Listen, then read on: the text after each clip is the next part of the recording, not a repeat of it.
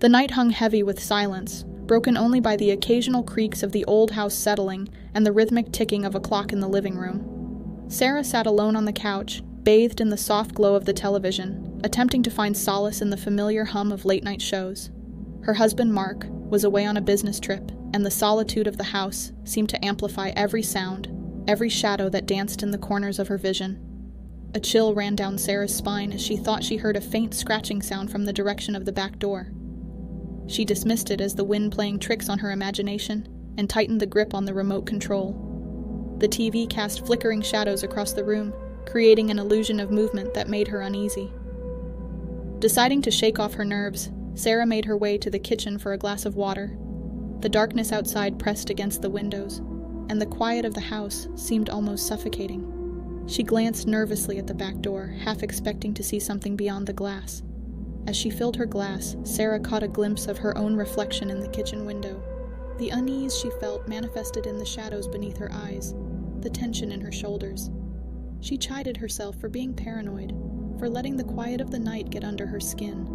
But as she turned off the kitchen light and made her way back to the living room, the scratching sound at the back door returned, louder this time.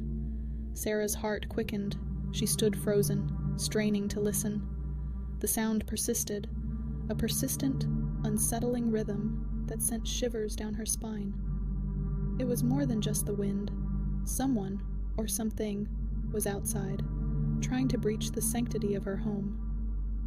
Fear clenched at Sarah's chest, and she tiptoed to the living room window, careful not to make a sound.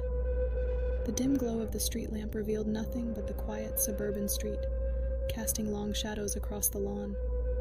But beyond the reach of the light, the backyard remained a pool of impenetrable darkness. She fumbled for her phone in her pocket, fingers trembling as she dialed the number for the police. The dispatcher's voice crackled through the line, and Sarah whispered her fear into the receiver. They assured her that officers were on their way, but advised her to stay put and keep quiet. Sarah returned to the living room, peering through the blinds at the back door. The scratching continued, more urgent now, as if whatever was out there could sense her unease. She thought of barricading the door, of finding some weapon to defend herself, but panic seized her, rendering her immobile. Minutes dragged on like hours, each scratch on the door echoing in the quiet house. Sarah's eyes darted around the room, searching for any sign of movement. A sudden realization struck her. She needed to hide. She glanced around frantically, her gaze landing on the small closet under the staircase. Summoning every ounce of courage, Sarah tiptoed to the closet and slid the door open. The darkness inside was oppressive, and she hesitated for a moment before stepping in, pulling the door closed behind her. The smell of dust and old coats enveloped her as she huddled in the cramped space, her breath shallow and rapid. The scratching at the back door intensified, the noise now accompanied by a faint tapping. Sarah clamped her hands over her mouth to stifle a gasp. She strained to hear, praying for the distant wail of approaching sirens, or any sign that help was on the way. The living room felt like a coffin, the air stifling as Sarah waited in the darkness. Minutes turned into an agonizing eternity. She strained her ears, trying to discern any change in the situation outside. The scratching persisted, growing louder, closer. Then, an abrupt silence fell over the house, leaving only the thudding of Sarah's heart. It was as if the world outside held its breath. The absence of sound was deafening, a prelude to an unknown terror. Sarah felt a knot of dread tightening in her stomach.